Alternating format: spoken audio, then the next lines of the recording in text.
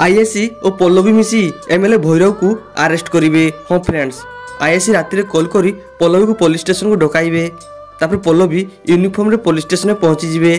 यह देखी रूबी कहबो, देखिलु तो माया, तो बिना परमिशन रे तो न जनाई एठू चलीगला, एबे कह कौन करू तू।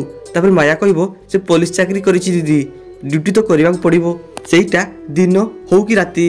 से घर बाहरी जीवो बोली मते कोन सबुथर जणैकी जीवो।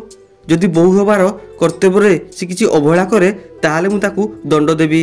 आ सेपटे आईएससी कहबे, तुम पाई गोटे बड़ केस आसीछि सीधा हेडक्वार्टर रु। पुणी जेतेबेले पल्लवी से फाइल देखिबे, सेथिरे एमएलए भैरव रो इलीगल धंदा सबू लेखा थिबो। यह देखि पल्लवी शॉक हो जिवे।